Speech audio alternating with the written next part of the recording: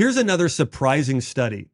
There's a study done on 147 college graduates, and those graduates who most valued material goals, such as, hey, I want to get the big house or the car or have so many people following me on social media. The people who had more of those extrinsic goals versus saying, my goals are I want to have great relationships and I want to be involved and contribute to my community and do things that matter.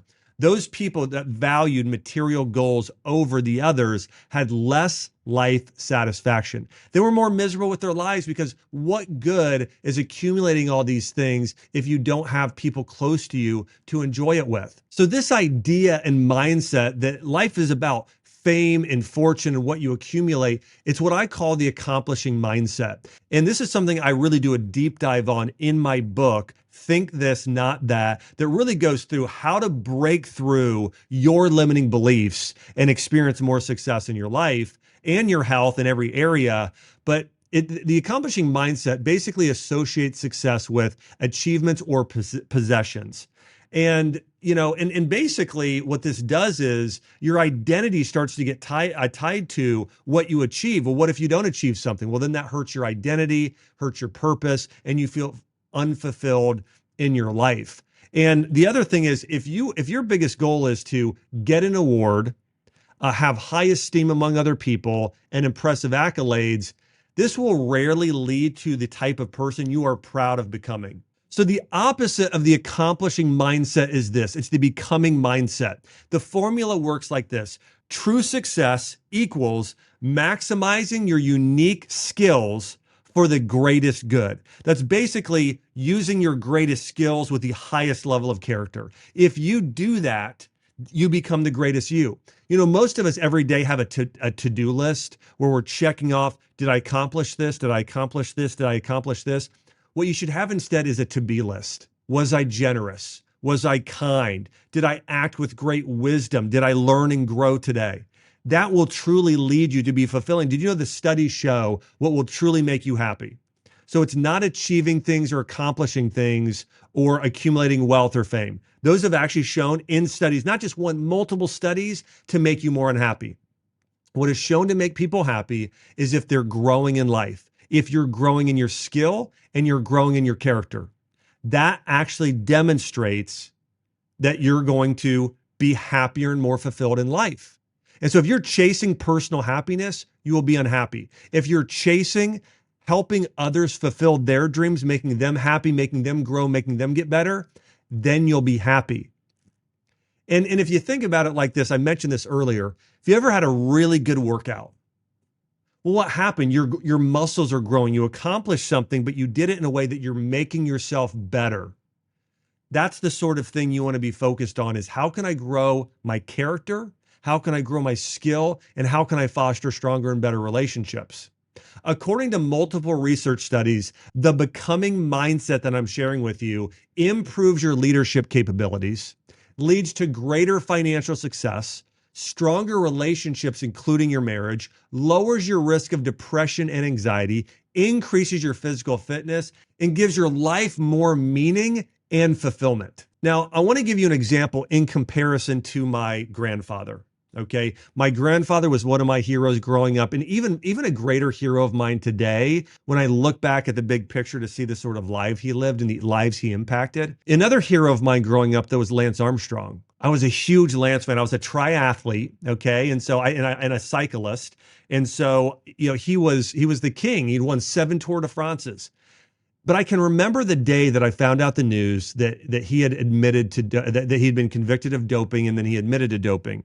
I remember my heart sinking and just being incredibly disappointed. And I'd actually like to ask you that. Have you ever had anyone in your life, and maybe you knew them personally, or maybe this was a person you followed and even supported from afar? It could be a president. It could be a pastor.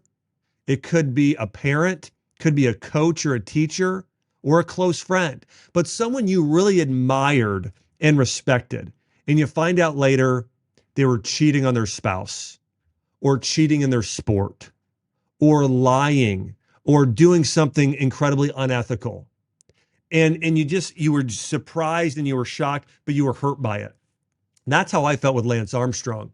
is I had put so much trust in him. I was a huge fan of his, and he had gone and lied and cheated in order to win. And I remember thinking, that's not who I thought he was.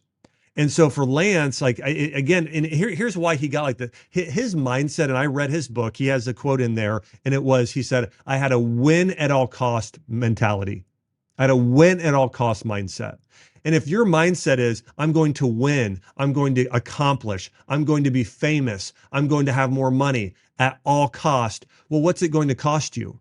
It's going to cost you your character, your relationships, actually greater accomplishments for the good of others. It's going to cost you all of those things. And so I want to ask you right now, do you have an accomplishing mindset or a becoming mindset? Now, listen, I want to say this, accomplishments aren't all bad, okay?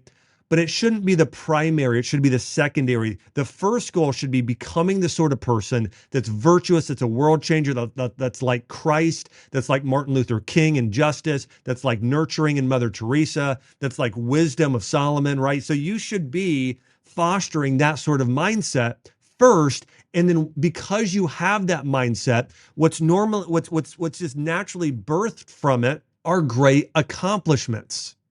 But if you first pursue you being, accomplishing things, you'll end up miserable. So I wanted to share one more person you would recognize as being a world changer, yet left his life with regrets. In fact, he left the world with incredible innovation, but left this world with a lot of regrets. And it's Steve Jobs, the founder of Apple.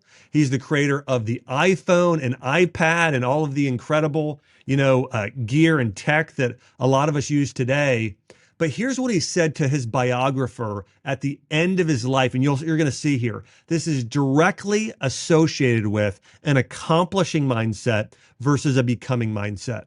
He said this, he said, "I wanted my kids to know me, but they didn't." He said, "I wasn't always there for them, and I wanted them to know why and to understand why I did what I did." And, Steve Jobs literally held the world in his hands in terms of just, being an amazing innovator, impacting the entire world.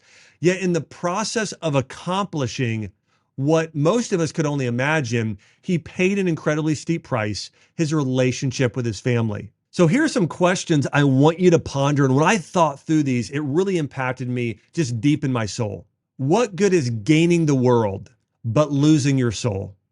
What good is growing a company, but losing your family? What good is gaining wealth, but losing your health? What good is being right, but ruining your marriage? What good is getting a promotion, but losing your integrity? Everything costs something. And we should be investing in the things that matter most. We want to make sure we get to the end of our life and say, I invested and prioritized the things that mattered. Albert Einstein had it right. This is what he told his son, incredible wisdom. He said this, "Try not to become a man of success, but rather try to become a man of value." Albert Einstein didn't tell his son, "Hey, son, you need to be the next great inventor and accomplish this or accomplish this or accomplish this." He said, you need to become a man of value. He was right in terms of what we should all try and become. We should become people of values.